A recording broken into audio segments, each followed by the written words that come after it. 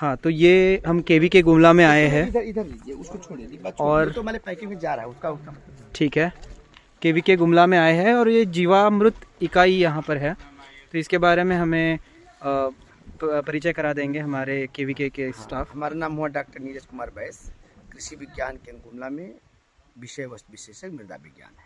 अभी माननीय प्रधानमंत्री जी का बहुत ज़्यादा फोकस चल रहा है कि हमारे यहाँ प्राकृतिक खेती किया जाए, नेचुरल फार्मिंग, जो हमारे बहुत पूर्वज के द्वारा किया जाता था।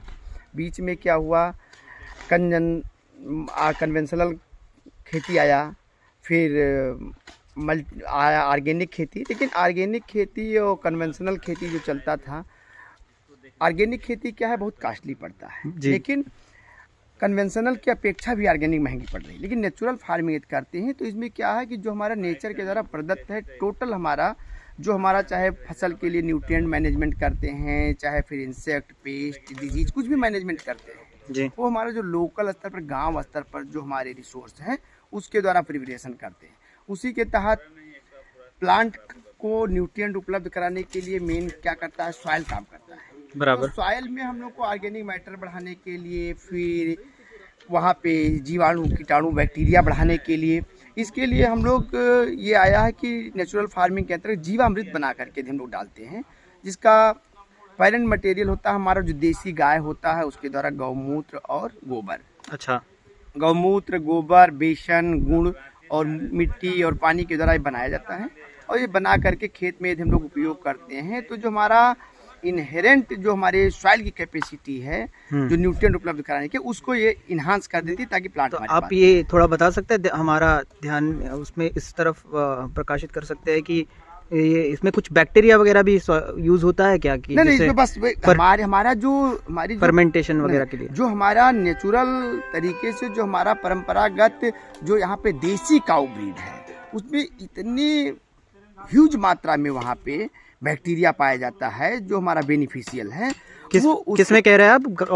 काऊ डंग में, काऊ डंग में और काऊ यूरिन में। अच्छा। तो उसका मेन क्या है कि जब हम इसको यहाँ पे जीवामृत बनाते हैं तो इसका मेन जो मल्टीप्लिकेशन होता है 3 डेज के अंदर होता है। अच्छा। तो हम बनाते हैं, हम उसका ताज़ा गोबर लेते हैं, गौमूत्र लेते हैं, उसके मतलब फर्मेंटेशन के लिए उसमें हम जगरी यूज करते हैं, गुण प्रयोग करते हैं, और उसके फूड मटेरियल के लिए वहाँ पे हम बेसन का प्रयोग करते हैं। हाँ, बैक्टीरिया के फूड मटेरियल हाँ, के लिए। उसके बाद इसको हम बनाते हैं, बनाने के बाद 3 दिन तक इसका मतलब हम ये स्टीयर करते हैं, गोल गोल करते हैं, स्टीयर करते हैं वन साइड में, जैसे हमारा घड़ी की सुई चलती है, दोनों साइड नहीं करेंगे, वन साइड। क्यों ऐसा क्यों भाई? क्योंकि उसमें क्या है कि बैक्टीरिया है, उसको हम दोनों साइड में स्टीयर करेंगे तो उनका जो है मल्टीप्लिकेशन वो दिक्कत करेगा। हाँ, उनको चक्कर आ जाएगा। हाँ तो वो करते हैं, उसको करने के बाद में आफ्टर 3 डेज के बाद इसको हम यूज करते हैं। तो जीवामृत बनाते हैं हम लोग, ओके।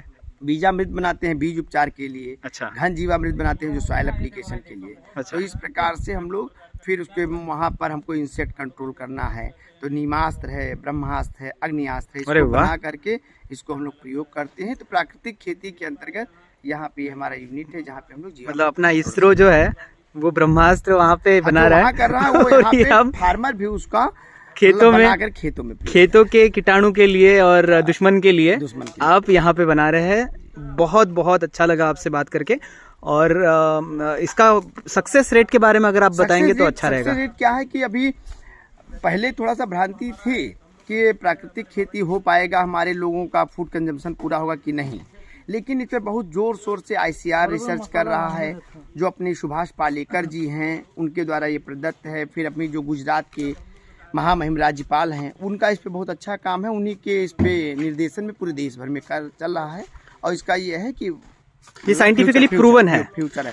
साइंटिफिक प्रूवन के लिए अभी इस पे पूरा ICR लगा हुआ है, लोकल एरिया स्पेसिफिक इस पे रिसर्च ट्रायल चल रहे हैं, बट ये लोग मान रहा है कि नहीं ये प्रूवन हो जाएगा, ये अच्छा। वो तो डाटा की एक बात हो गई, लेकिन अभी आप तो इसका इस्तेमाल कर रहे हो, तो जो उपज आ रही है उसमें रिजल्ट क्या आ रहा है, आपका पर्सनल ओपिनियन बताइए। इसका जब हम लोग प्रयोग कर रहे हैं तो हमको ये लग रहा है जैसे हम अपने यहाँ पे मैंगो प्लांट में इसको हम लोगों ने यहाँ पे हम लोग फोलियर एप्लीकेशन कराया। हमारे यहाँ एक ट्रायल लगाए थे रागी पे, जो मड़ुआ बोलते हैं, उसमें लगाए थे, उसमें नो फर्टिलाइजर दिए, लेकिन जो उसका हमारा प्रोडक्शन मिल रहा है वो हमको लग रहा है कि अच्छा है।